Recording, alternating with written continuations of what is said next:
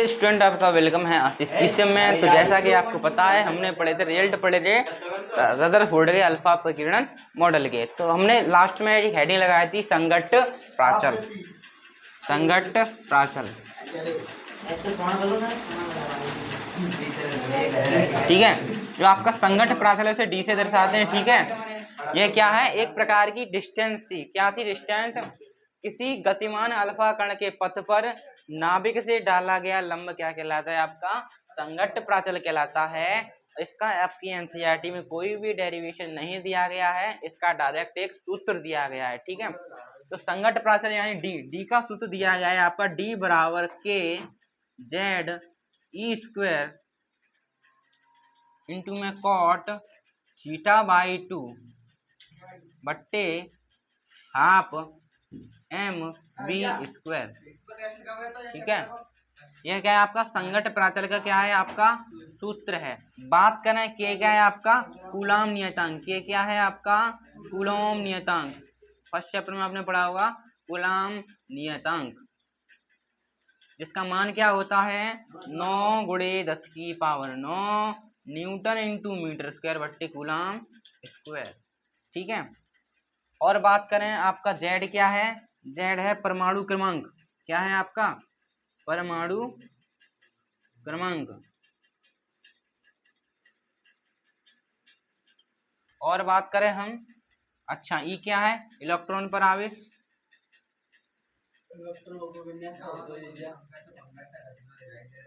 Electron पर आवेश, ठीक है। और एम क्या है द्रव्यमान। क्या है आपका द्रव्यमान। वी क्या है वेग, ठीक है। हाँ, और थीटा क्या है आपका प्रकीर्णन कोण, ठीक है। प्रकीर्णन कोण, ठीक है। तो ये आपका क्या है संघट्ट प्राचल का सूत्र है डी बराबर k Z e square cot theta by 2 बट्टे half M we square.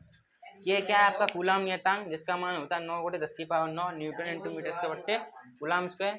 Z है आपका परमाणु क्रमांक, ये है आपका इलेक्ट्रॉन पर आवेश, एम आपका द्रव्यमान, वी आपका वेग है, थीटा आपका प्रकीर्णन कोण है, ठीक है। नोट करेंगे अच्छे से, कहीं पर समस्या हो तो पूछें। तो today we will discuss about the limitation of Rutherford model, ठीक है। तो आज हम देखेंगे रदरफोर्ड मॉडल की कमियां। क्या कमी? 2 कमियां थी इनकी, ठीक है। तो यह क्या नहीं कर पाए थे, जो परमाणु की स्टेबिलिटी के बारे में बात नहीं कर पाए, मतलब यह परमाणु के स्थायित्व की व्याख्या नहीं कर पाए। पहली कमी क्या है समझेंगे, क्या है कैसे क्या है। पहली कमी है यह है परमाणु के स्थायित्व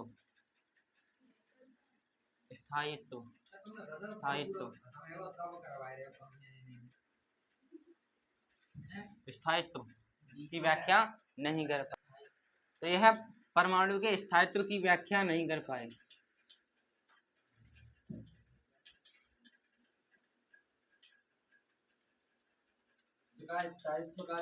स्टेबिलिटी, ठीक है।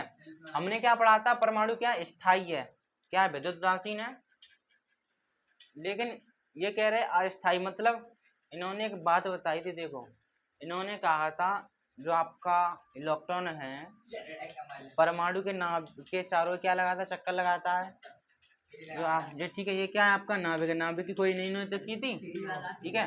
तो ये इलेक्ट्रॉन है नाभिक के चारों क्या लगाता है कक्षाएं होती हैं। क्या होती हैं? नाभिक के चारों होती हैं इस प्रकार कक्षाएं, ठीक है। इन कक्षाओं में इलेक्ट्रॉन क्या करते हैं चक्कर लगाते हैं इस प्रकार, ठीक है। क्या लगाते हैं चक्कर लगाते हैं, ठीक है। ये बात इन्होंने बोली, ठीक है। इलेक्ट्रॉन क्या करते हैं नाभिक के चारों क्या लगाते हैं चक्कर लगाते हैं, हाँ। तो आपने एक साइंटिस्ट पढ़े थे मैक्सवेल जिन्होंने विद्युत चुम्बकीय तरंगों के बारे में बताया था, हाँ ठीक है। तो मैक्सवेल कह रहे थे जब इलेक्ट्रॉन नाभिक के चारों ओर चक्कर लगाते हैं, ठीक है। तो जो आपका इलेक्ट्रॉन है नाभिक के चारों क्या लगाता है चक्कर लगाता है, ठीक है। तो मैक्सवेल ने कहा था जब इलेक्ट्रॉन नाभिक के चारों ओर चक्कर लगाता है तो वह क्या करता है, उसकी ऊर्जा में क्या होती है, कमी होती है, यानी उसका जो ऑर्बिट है वह छोटा होता हुआ चला जाता है। इस प्रकार छोटा हो गया इलेक्ट्रॉन सीधे उसमें घुस जाएगा, जिससे आपका नाभिक खत्म हो जाएगा। तो इनसे क्या हो रहा है ये परमाणु तो अस्थाई हो रहा है, अस्थाई हो रहा है, परमाणु जबकि क्या है, स्थायी है। तो कहने का मतलब है यह परमाणु के स्थायित्व की व्याख्या नहीं कर पाए। ठीक है, सीधी सी बात ये है। ऐसे समझो, मान लीजिए आप क्या कर रहे हो, ये एक सर्कल है, इसके आप क्या चक्कर लगा रहे हो। ठीक है, देखो देखो, हाँ वही बोला, आप क्या लगा रहे हो, एक कोई सर्कल है, कोई कुआ बना है, उसके आप क्या चक्कर लगा रहे हो भाई भाई के। ठीक है, आपको जब तो एनर्जी तब तो आप चक्कर लगाओगे, जैसे ही आपकी ऊर्जा खत्म होती जाएगी चक्कर आपके घटते जाएंगे, इस प्रकार होते जाएंगे और जाके आप कुएं में टकरा जाओगे। हो जाता है। इसी प्रकार जब इलेक्ट्रॉन उस नाभिक के साथ चक्कर लगाएगा तो क्या करता है, ऊर्जा छोड़ता है, छोड़ेगा और नाभिक में जाकर घुस जाएगा और वो खत्म हो जाएगा। नाभिक इससे क्या हो रहा है, अस्थायी हो रहा है, लेकिन जबकि नाभिक आपका क्या स्थायी है। इसलिए इस बात की व्याख्या करेंगे कौन, आपके बोर जी। ठीक है, तो इसलिए कहने का मतलब ये है, जो आपका रदरफोर्ड है परमाणु के स्थायित्व की व्याख्या नहीं कर पाए। ठीक है, मैक्सवेल ने इसी बात की थी। ठीक है, दूसरा वही है जो आपने जे टॉमसन का मॉडल पढ़ा था, उसमें दूसरी कमी क्या दिखाई थी, या स्पेक्ट्रमी रेखाओं की व्याख्या नहीं कर पाए, वही सेम इसमें है। ठीक है, आप लिखना यह भी स्पेक्ट्रमी रेखाओं की व्याख्या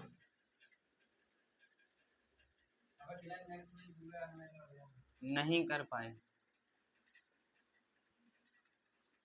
ठीक है, ये दो कमियां हैं, छाप देना। परमाणु के स्थायित्व की व्याख्या नहीं कर पाए, यह भी स्पेक्ट्रमी रेखाओं की व्याख्या नहीं कर पाए। अब पढ़ेंगे बोर का मॉडल। अब आप देखोगे इलेक्ट्रॉन कक्षाएं। ठीक है, क्या होती हैं इलेक्ट्रॉन कक्षाएं, ध्यान सुनना। रदरफोर्ड के अनुसार, किसके अनुसार, रदरफोर्ड के अनुसार इलेक्ट्रॉन को नाभिक के, सुने, ठीक है, इलेक्ट्रॉन कक्षाएं क्या होती हैं, देखो रदरफोर्ड जी कहते हैं, रदरफोर्ड के अनुसार जो आपका इलेक्ट्रॉन है नाभिक के चारों ओर क्या लगाते हैं, चक्कर लगाते हैं। नाभिक के चारों क्या होती हैं, वृत्तीय कक्षाएं होती हैं, उनमें क्या करते हैं आपके इलेक्ट्रॉन चक्कर लगाते हैं। तो जो कक्षाएं हैं वही क्या कहलाएंगे, आपके इलेक्ट्रॉन कक्षाएं कहलाएंगे। ठीक है, आपको पता है ये नाभिक होता है, नाभिक के चारे क्या होती हैं आपकी कक्षाएं, इन्हीं कक्षाओं में क्या करते हैं, इलेक्ट्रॉन चक्कर लगाते हैं। ठीक है, तो जो कक्षाएं दिखाई दे रही हैं इन्हीं को क्या बोलोगे आप, इलेक्ट्रॉन कक्षाएं बोलोगे। तो आप क्या लिखोगे, हाँ, तो रदरफोर्ड के अनुसार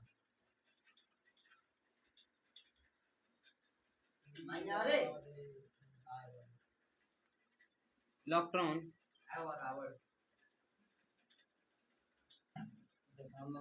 नाभिक के चारों ओर उपस्थित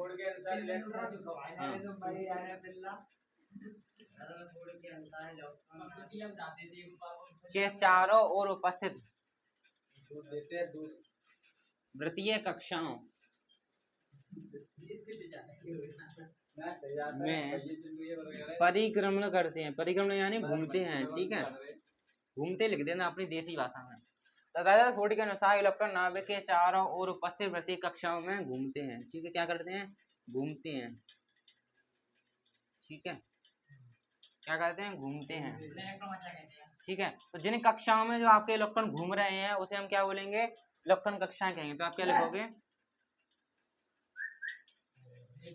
घूमते हैं जिन्हें क्या बोलोगे आप, जिन्हें इलेक्ट्रॉन कक्षाएं कहते हैं। इलेक्ट्रॉन कक्षाएं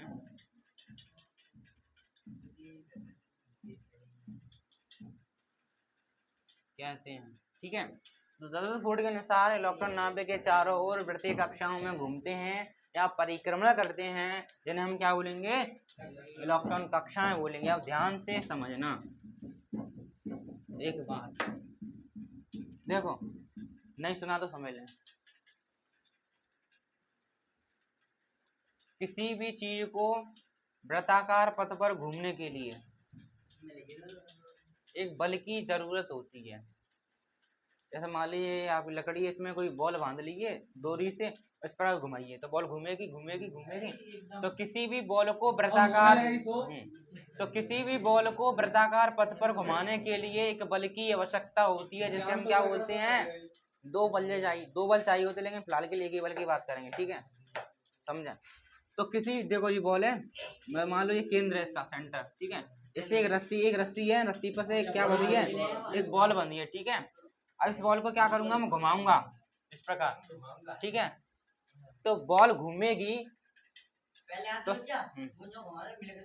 ठीक है, कहने का मतलब है किसी भी वस्तु को वृत्ताकार मार्ग पर घुमाने के लिए एक बल की आवश्यकता होती है, जिसे हम क्या बोलते हैं, अभिकेंद्रीय बल बोलते हैं। क्या बोलते हैं, अभिकेंद्रीय बल बोलते हैं। अभिकेंद्रीय बल के कारण ही वस्तु क्या करती है, नाविक पर बल लगाती है, जिसका जो बंधा है उस पर क्या लगाती है, बल लगाती है, जिसे हम क्या बोलते हैं, अभिकेंद्रीय बल बोलते हैं। सीधी सी बात है, ऐसे आपने खूब करा होगा, बाल्टी में रस्सी बांध ली, फिर उसको घुमाओ जो से पानी भर के, ठीक है, तो उस पर कमंडल घुमाओ, कुछ भी घुमाओ उस पर बल लगता है, जिसे हम क्या बोलते हैं, अभिकेंद्रीय बल बोलते हैं। अब ध्यान से देखना, तो जो आपका इलेक्ट्रॉन है नाभिक के चारों चक्कर नहीं लगा रहा है, तो इलेक्ट्रॉन नाभिक के चारों क्या लगा रहा है, चक्कर लगा रहा है, नाभिक के चारों घूम रहा है, तो इस पर भी कोई ना कोई बल लग रहा होगा। कौन सा बल लगा रहा होगा, अभिकेंद्रीय बल लग रहा होगा। तो कैसे निकालें, ठीक है, कहाँ से मिल रहा होगा इसको, अभिकेंद्रीय बल, तो पहले समझ लो। तो किसी भी वस्तु को वृत्ताकार मार्ग पर घुमाने के लिए एक बल की जरूरत होती है, जिसे हम क्या बोलते हैं, अभिकेंद्रीय बल बोलते हैं। जो अभिकेंद्रीय बल होता है उसका सूत्र होता है क्या, जो आपका अभिकेंद्रीय बल है उसका सूत्र क्या होता है, समझने की दृष्टि से अब इसको मिटा देंगे, वो होता है F बराबर mv²/r। एम क्या है, जो आपकी बॉल है उसका कितना वजन है, ठीक है, एम यानी द्रव्यमान, उस बॉल का कितना वजन है, ठीक है, और रस्सी से ही तो बंधी है, तो रस्सी की कितनी लंबाई है, समझ रहे हो, और v क्या, उसका वेग, कितनी स्पीड से वो घूम रही है, ठीक है। तो अभिकेंद्रीय बल निकालने का सूत्र क्या होता है, F बराबर mv²/r। एम क्या है, उसका द्रव्यमान, ठीक है, r मतलब जिससे रस्सी से बंधी है उसकी त्रिज्या कितनी मीटर की लंबी रस्सी है, और v उसकी क्या स्पीड, कितनी स्पीड से घूम रही है, ठीक है। तो ये क्या होता है, बल कौन सा बल, अभिकेंद्रीय बल, ठीक है। तो ये सूत्र होता है, अभी इसको लिखेंगे, ठीक है, तो इसको मिटा लो।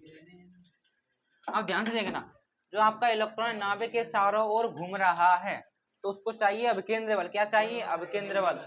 तो उस इलेक्ट्रॉन को नाभिक के चारों घूमने के लिए अभिकेंद्रीय बल कहाँ से मिलेगा, सुने ध्यान से। तो हमें पता है, ध्यान सुना, हमें पता है इलेक्ट्रॉन जब नाभिक के चारों चक्कर लगाता है तो उसको अभिकेंद्रीय बल की जरूरत पड़ती है। कहाँ से मिलेगा, ध्यान सुनना, अभिकेंद्रीय बल मिलेगा उसको नाभिक पर उपस्थित धनावेश, नाभिक पर कौन सा आवेश है, धनावेश तो होता है, नाभिक आपका पॉजिटिव है, तो जो इलेक्ट्रॉन है उसको अभिकेंद्रीय बल मिलेगा नाभिक पर उपस्थित धनावेश से और इलेक्ट्रॉन पर उपस्थित ऋणावेश से। नाभिक पर आपका कैसा चार्ज है, पॉजिटिव है, इलेक्ट्रॉन कैसा आपका नेगेटिव, तो दोनों के मध्य क्या लगेगा, एक बल लगेगा, जो आपने पहले चैप्टर में पढ़ा है, कूलाम का बल, ठीक है। तो लिखें,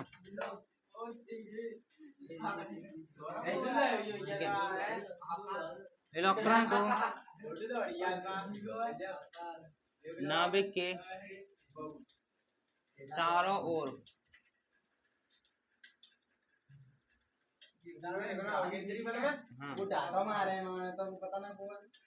इलेक्ट्रॉन को नाभिक के चारों ओर घूमने के लिए आवश्यक अभिकेंद्रीय बल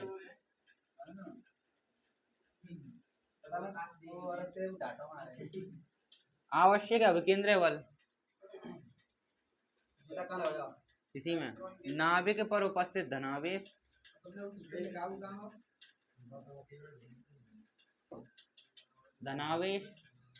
व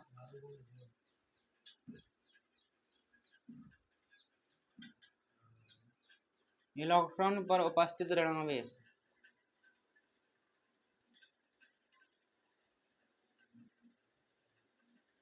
ठीक है। देखो नाभिक पर धनावेश है, इलेक्ट्रॉन पर क्या है, ऋणावेश है, तो कूलाम का नियम तो आपने सुना है कि नहीं सुना है, तो इन दोनों के बीच में क्या लगेगा, कूलम का बल लगेगा, ठीक है, यानी स्थिर वैद्युत आकर्षण बल लगेगा। उसी वजह से वही स्थिर वैद्युत आकर्षण बल क्या होगा, आपका अभिकेंद्रीय बल होगा। आवेश के मध्य कार्यरत स्थिर वैद्युत आकर्षण बल।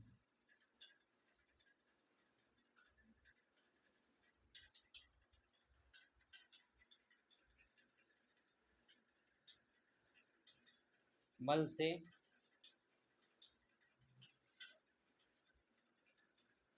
प्राप्त होता है।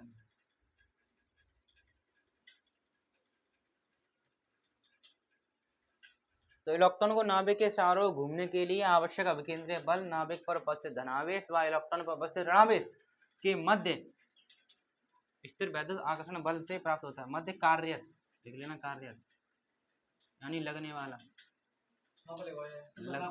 लगने वाले लिख ले हिंदी में, लगने वाला, मध्य के बीच में, मध्य लगने वाला स्थिर वैद्युत आकर्षण बल से प्राप्त होता है। स्थिर स्थिर अब ठीक है, मध्य लगने वाले स्थिर वैद्युत आकर्षण बल से प्राप्त होता है, ठीक है। चलो, यानी उस इलेक्ट्रॉन को अभिकेंद्रीय बल कैसे मिलेगा, इसके बाद स्टार्ट है बोर का। पहली बात आपने इसी से पढ़ ली, जो बोर बताएगा बातें इसी से निकल कर आएगी, ये वाली बातें, बोर की पहला कथन यही है। दोबारा मिलेगा, दोबारा मिलेगा, ठीक है। अब ध्यान से देखना, अब ध्यान से देखना, देखो ये देखो, ये आपका क्या है, नाभिक है, यहाँ पर क्या लगा रहे हैं इलेक्ट्रॉन, चक्कर काट रहे होंगे, ठीक है। तो इन दोनों के बीच में क्या लग रहा होगा, बल, वही क्या होगा, अभिकेंद्रीय बल के बराबर होगा, ठीक है।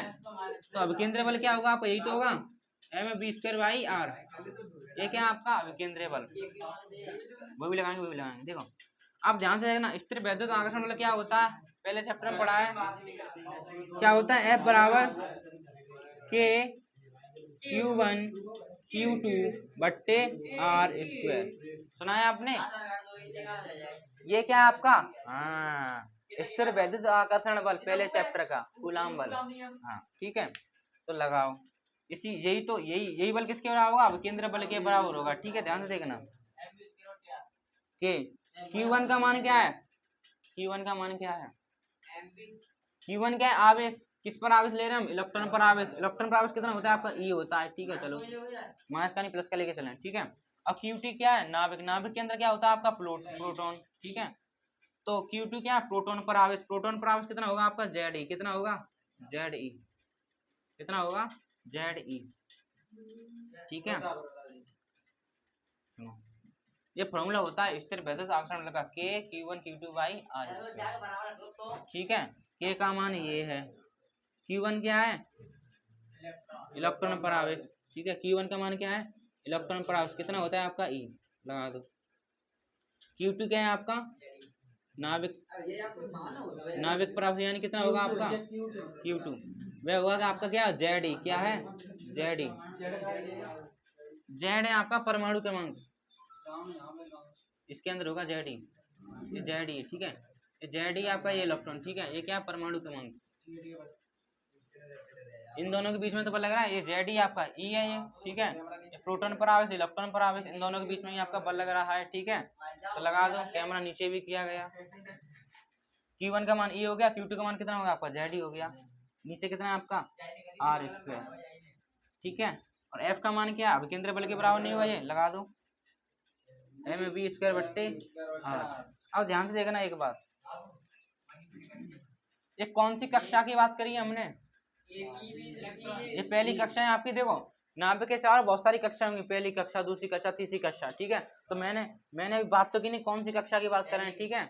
तो मैं बात कर रहा हूँ nवीं कक्षा की, कितनी, nवीं कक्षा, nवीं कक्षा मतलब 5वीं कक्षा, 6वीं कक्षा, 7वीं कक्षा, 8वीं कक्षा, ऐसे करके। तो मैं फिक्स तो बात बता नहीं कि मैं फिक्स 5वीं कक्षा की बात कर रहा हूँ, 6वीं कक्षा की बात कर रहा हूँ, तो मैं बोल रहा हूँ मैं nवीं कक्षा की बात कर रहा हूँ। n का मान कुछ ही रखते हो, 1 2 3 4, ठीक है। तो बात किसकी कर रहा हूँ मैं, nवीं कक्षा की, ठीक है। तो यहाँ लगाता हूँ Rn, यहाँ पर भी Bn, यहाँ पर भी Rn। अब कहोगे ये क्या हो गया, देखो R क्या आपकी त्रिज्या है, नाभिक से उस कक्षा की दूरी, ठीक है, वो आपकी क्या त्रिज्या। तो आप क्या लिखो, आर एन क्या है आपकी, आर एन है क्या, एनवीं कक्षा की त्रिज्या, कक्षा की त्रिज्या है, ठीक है। आर एन क्या है आपकी, एनवीं कक्षा की त्रिज्या, और वी एन क्या है आपकी, एनवीं कक्षा का वेग। नहीं, यहाँ पर बात करें इसी में लगाओ बस, ठीक है। तो ये आपका ये सूत्र बन गया। नोट करें, समस्या हो तो पूछें दोबारा। देखो ये भी कर सकते हो, ई का ई में क्या होगा, ई स्क्वायर हो जाएगा, तो k Z e square by r n. ज्यादा होशियार हो तो इससे काट दो, ये हटा हटा, तो m v n square by, खाली यही बचा, ठीक है, यही बचा।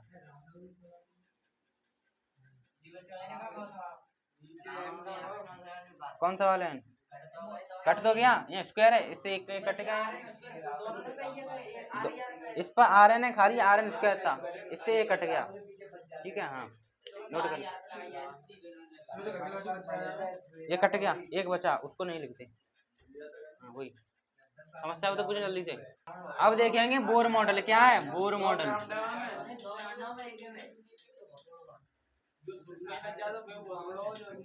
ठीक है, नील्स बोर मॉडल। चलो देखो बोर मॉडल, ठीक है। जब बोर का मॉडल है, इन्होंने तीन बात कही, क्या कही, तीन बातें कही, तीनों बातों को इन्होंने कल्पना के रूप में दिया, मतलब परिकल्पना के रूप में दिया इन्होंने मॉडल, ठीक है।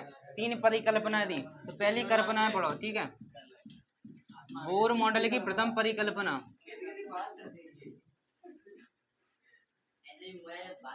ठीक है,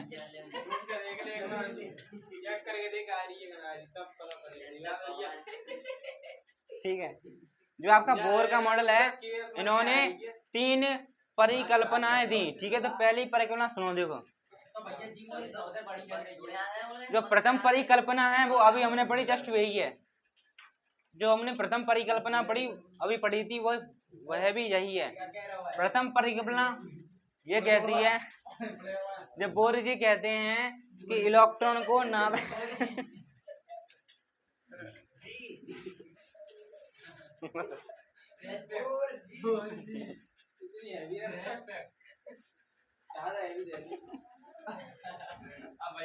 ठीक है।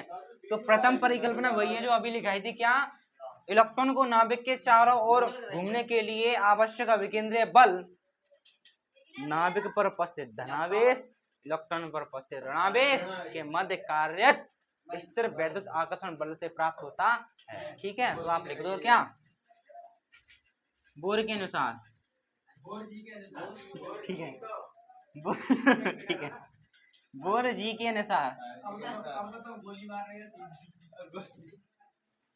ठीक है,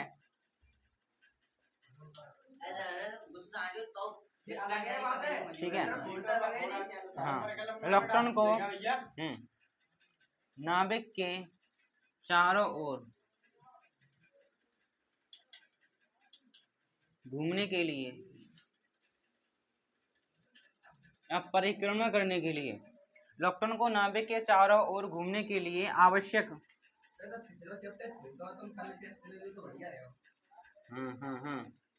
अवकेंद्रीय बल, आवश्यक अवकेंद्रीय बल नाभिक पर उपस्थित, नाभिक पर उपस्थित, नाभिक पर उपस्थित, नाभिक पर उपस्थित धनावेश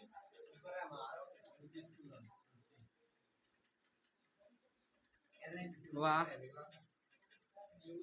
इलेक्ट्रॉन पर उपस्थित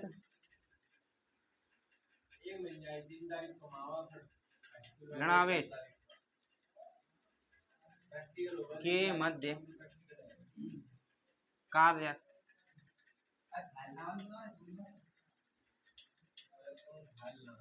स्थिर वैद्युत बल से प्राप्त होता है,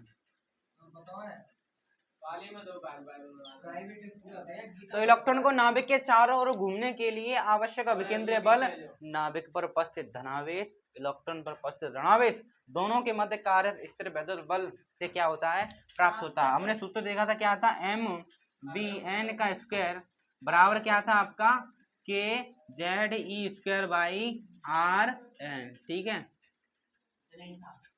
और सबको पता है कि कूलम्ब नियतांक, जेड परमाणु क्रमांक, ई इलेक्ट्रॉन पर आवेश, आर एन क्या है, एनवी कक्षा की त्रिज्या, वी एन क्या है, एनवी कक्षा में वेग। प्रथम परिकल्पना नोट की जाए। अब हम देखें बोर जी की द्वितीय परिकल्पना। ठीक है, बोर जी देखो दूसरी परिकल्पना क्या आती, देखो आपको पता है इलेक्ट्रॉन नाभिक के चारों ओर उपस्थित कक्षाओं में क्या लगाते हैं, चक्कर लगाते हैं। लेकिन बोर जी कहते हैं जो आपके इलेक्ट्रॉन है नाभिक के चारों ओर उपस्थित सभी कक्षाओं में चक्कर नहीं लगाते हैं। क्या कहते हैं बोर जी, इलेक्ट्रॉन नाभिक के चारों ओर उपस्थित सभी कक्षाओं में चक्कर नहीं लगाते हैं, वह केवल उन्हीं कक्षाओं में चक्कर लगाते हैं जिनका कोणीय संवेग h/2 पाई का पूर्ण वर्ग होता है। एंगुलर आप भी देख लीजिए। ठीक है, तो इनके अनुसार इलेक्ट्रॉन नाभिक के चारों ओर उपस्थित सभी कक्षाओं में चक्कर नहीं लगाते हैं, ये केवल उन्हीं कक्षाओं में चक्कर लगाते हैं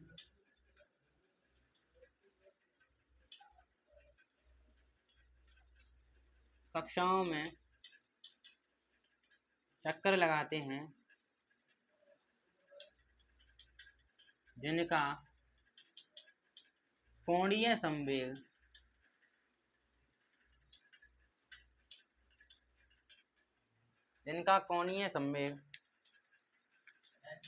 h/2 पाई का पूर्ण गुणज होता है।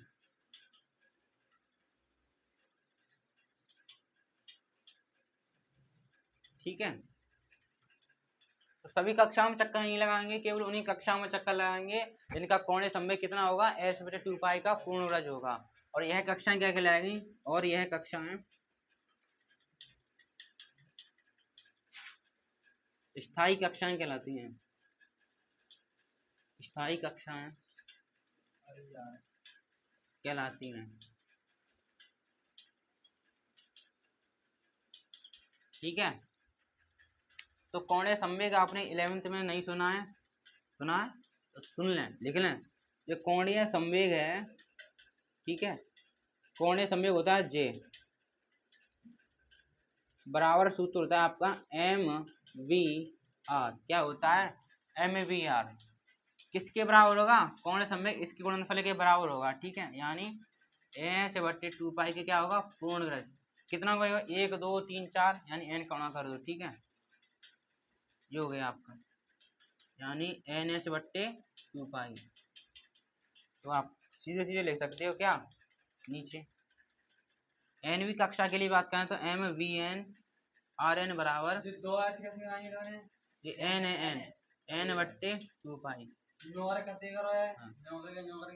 ठीक है, और यहाँ पर n का मान आप कितना रख सकते हो, 1 2 3 ठीक है, ये आपकी क्या दूसरी परिकल्पना। तो कोणीय संवेग है h/2 पाई का क्या होगा, पूर्ण ग्रज। एनवी कक्षा के लिए लिख दिया मैंने वी एन आर एन, पता तो है नहीं कौन सी कक्षा की बात कर रहे हैं, कौन सी त्रिज्या की, कौन से वेग की बात कर रहे हैं, तो एनवी कक्षा के लिए। ठीक है, नोट करें। तृतीय परिकल्पना,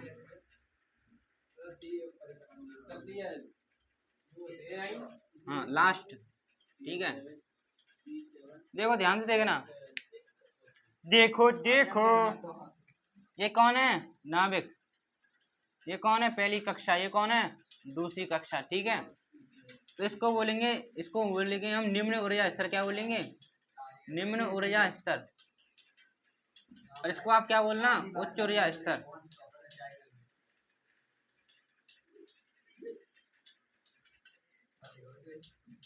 ठीक है, तो मान लो एक इलेक्ट्रॉन आपका निम्न ऊर्जा स्तर में, एक किसमें आपका उच्च ऊर्जा स्तर में इलेक्ट्रॉन। ठीक है, चलो ध्यान से देखना।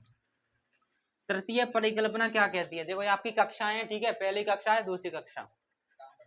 जब आपका इलेक्ट्रॉन एक कक्षा से दूसरी कक्षा में जाता है, चाहे ऊपर से नीचे आए चाहे नीचे से ऊपर जाए, मिल तो नहीं लेकिन ऊर्जा मिलेगी तब उड़ के जाएगा उधर, ठीक है। हाँ हाँ, जब आपका इलेक्ट्रॉन एक कक्षा से दूसरी कक्षा में जाता है तो वह क्या करता है, ऊर्जा को अवशोषित करता है या उत्सर्जित करता है। ये तीसरी परिकल्पना है। आपको वो क्या अभी समझाएंगे, पहले लिख लो, ठीक है। जब इलेक्ट्रॉन हाँ एक कक्षा, जब इलेक्ट्रॉन एक कक्षा से दूसरी कक्षा में कूदता है या जंप करता है, ठीक है। जब इलेक्ट्रॉन एक कक्षा से दूसरी कक्षा में जाता है तो वह ऊर्जा का अवशोषण या उत्सर्जन करता है, अवशोषण या उत्सर्जन करता है, ठीक है। तो जब आपका इलेक्ट्रॉन एक कक्षा से दूसरी कक्षा में जाता है तो वह ऊर्जा का अवशोषण या उत्सर्जन या ठीक है उत्सर्जन करता है। अब कैसे, ध्यान समझना, देखना।